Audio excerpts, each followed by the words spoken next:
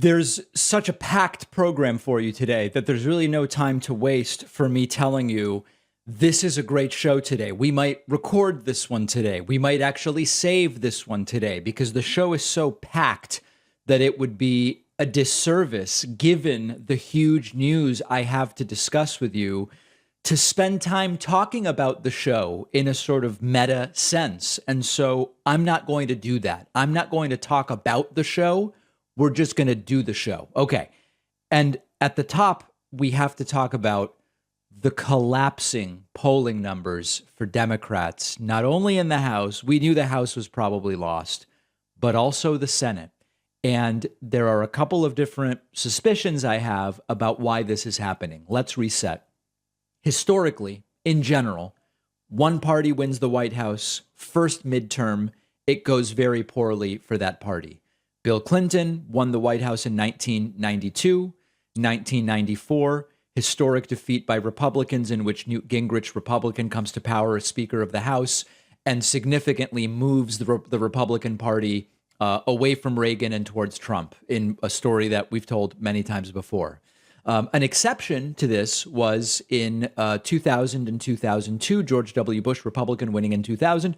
Republicans actually doing okay in 2002, considered extenuating circumstances, lead up to the Iraq War, post 9/11, etc.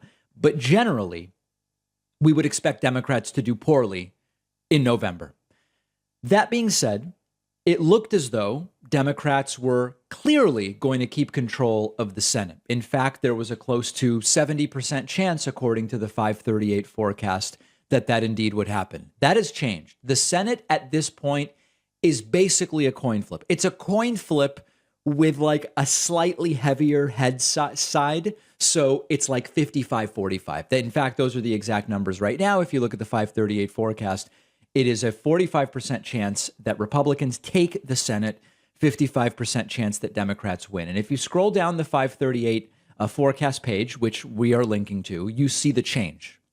You see how the forecast has changed. And you see that after peaking right above 70% odds for Democrats in mid-September, it has been a slow collapse and then a rapid collapse all the way to what is now basically a coin flip.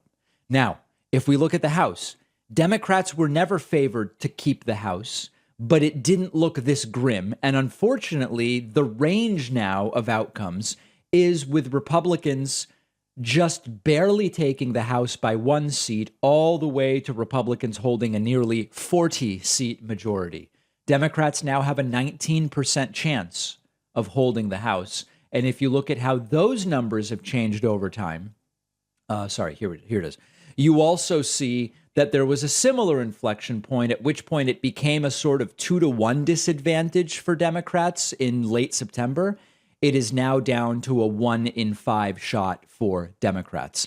Adding on to the not particularly good news, a court has temporarily blocked Joe Biden's student loan forgiveness, which was one of the actions that Joe Biden took, which was booing Democrats and improving odds for November. So what is going on here? There's basically two major stories here that I would point to. Number one, it is absolutely the case that when the Supreme Court overturned Roe v. Wade, given that Americans support Roe v. Wade by a greater margin than at any point in the Roe v. Wade era, that there was anger. There was anger from men. There was anger from women. There was anger about that decision because it is, after all, a right-wing activist Supreme Court at this time. And there was renewed interest in voting. And there was energy behind, listen, if this is what these Republicans are going to do, we've got to elect some Democrats. The timing of that energy seems to be dissipating. And when you now ask people what are the most important issues, they say economy and they say inflation, et cetera. So the analogy I used over the weekend on a live stream was, if you are getting ready for, a big test at school, and you say, I'm gonna have a quadruple espresso. I almost said the thing espresso. No, I'm gonna have a quadruple espresso, and I'm gonna be all fired up and ready to go. And you take the espresso too early, and your energy peaks an hour before the test, and then by the time the test starts, the espresso's wearing off. You've mistimed the surge of energy. And that is the analogy to what I think happened here with Roe v. Wade. Now, the timing wasn't up to us. The Supreme Court had its timing. And I believe that that is one factor. The other side is that Democratic messaging has not been very good. And later we're going to look at a clip from Gavin Newsom who says the most dangerous states by crime rates are all red states. And yet we've let Republicans take over the narrative and say violent Democrat states, violent Democrat states. That's just one example. But I do think the messaging from Democrats has continued to be terrible, and the messaging from Republicans has continued to be effective. So those are two major factors. It's really not looking good. Do we give up? Of course not. I mean, listen, if you live in Pennsylvania, you get to vote for the Senate, you get to vote for the governor and other local races. You might as well do it. And then we see what happens. But the numbers overall, from a 30,000-foot standpoint, are looking increasingly bad for Democrats. And that is very bad for the country because of the delusional, extreme nature of the modern Republican Party. And by the way, they're also starting to intimidate voters. Let's talk about that next.